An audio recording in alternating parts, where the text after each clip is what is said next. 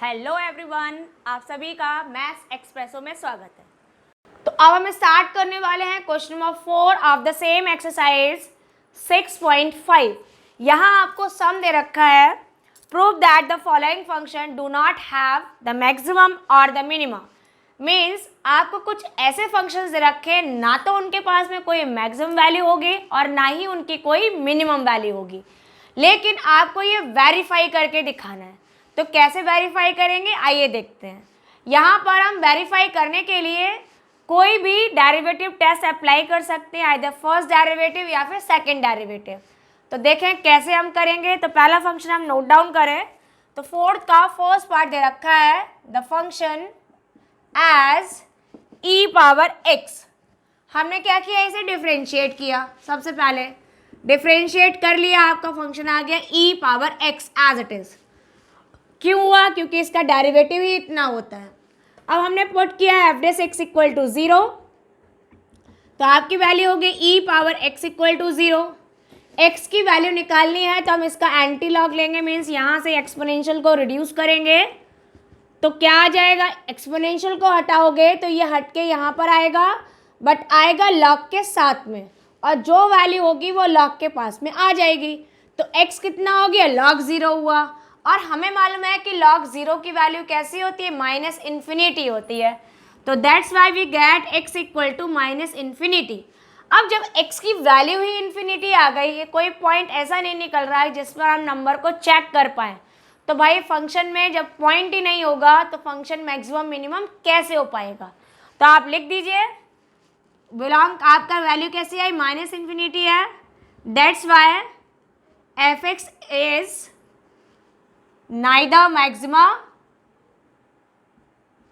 Nor minima. तो ना ही आपका मैक्सिमम हुआ और ना ही आपका मिनिमम हुआ।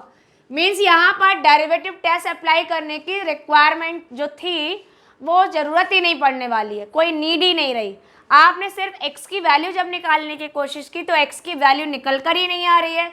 तो जब x की वैल्यू नहीं है तो फंक्शन आपका ना मैक्सिमम होगा ना मिनिमम होगा, और यही आपको वेरीफाई करके बताना था। तो इस तरह से आपका कंप्लीट हुआ first part of question number 4।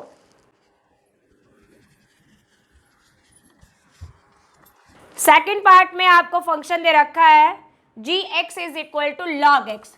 तो फटाफट से नोट डाउन करें इसका second part, g x is equal to log x. Same वही मैथड, सबसे पहले क्या करेंगे, इसे डिफ्रेंशिएट कर लें। डिफ्रेंशिएट किया तो फंक्शन हो गया 1/x। अब क्या किया हमने, पुट कर दीजिए जी डैश एक्स इक्वल टू 0, क्योंकि हमें x की वैल्यू निकालनी है। कोशिश तो की आपने वैल्यू 0 निकालने की, 1/x 0 हो गया, लेकिन हम सॉल्व करेंगे, क्रॉस मल्टीप्लाई करें तो x कितना हो जाएगा, 1/0 हो जाएगा। और 1/0 क्या होता है, इन्फिनिटी होता है। और इन्फिनिटी मतलब कोई भी आपकी रियल वैल्यू उसमें आंसर निकल कर ही नहीं आ रहा है। x की वैल्यू नहीं तो फंक्शन ना तो मैक्सिमम होगा और ना ही मिनिमम होगा। तो इससे ये क्लियर हो गया, therefore g x is neither maxima and nor minima. तो इसके ना ही कोई मिनिमम है या ना ही कंडीशन और ना ही कोई मैक्सिमा कंडीशन है। हो गया क्लियर। क्यों नहीं है, क्योंकि x की वैल्यू आपने जो निकाली वो आपकी रियल नंबर रियल फॉर्म में है ही नहीं। अब हम करेंगे इसका थर्ड पार्ट। तो थर्ड पार्ट में आपको फंक्शन दे रखा है h x is equal to x cube plus x square plus x plus 1। Differentiate करें। क्यों डिफ्रेंशिएट करेंगे भाई, x की वैल्यू निकाल कर चेक करेंगे कोई आंसर आ रहा है या फिर नहीं आ रहा है। तो आपने इसको चेक किया तो ये हो गया h dash x equal to 3x square. इसको डिफ्रेंशिएट करेंगे 2x, ये आपका 1 और ये आपका 0। तो आप देखें कि एच डैश एक्स फाइनली कितना आ गया आपका 3x square plus 2x plus 1। अब हमने पुट कर दिए, तो put h dash x equal to 0, तो ये हो गया 3x square plus 2x plus 1 equal to 0।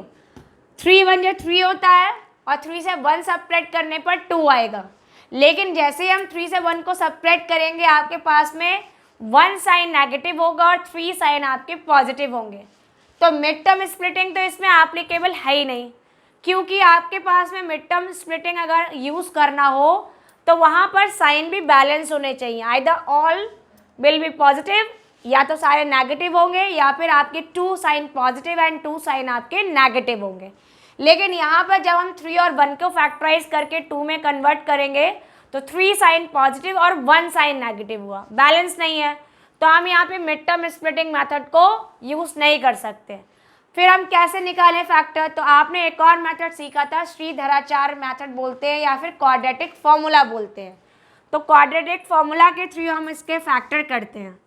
तो बाय क्वाड्रेटिक फॉर्मूला यहाँ पे क्या होता है, x equal to minus b plus minus square root of b square minus 4ac upon 2a।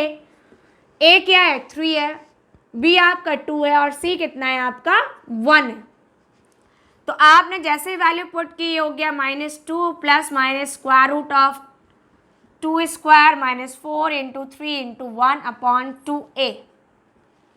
तो कैलकुलेट करेंगे यहाँ पर, तो x की वैल्यू आ गई -2 एंड प्लस माइनस रूट, ये आपका 4 है, ये आपका -12 है अपॉन 6। तो -2 प्लस माइनस रूट -8 अपॉन 6। तो आपने ये सीखा था, क्लास 10th में भी सीखा था और 11th में भी सीखा था। अगर यहाँ पे रूट वैल्यू जो है वो नेगेटिव आएगी तो जो भी आपका रिजल्ट निकलेगा वो कॉम्प्लेक्स नंबर में होगा।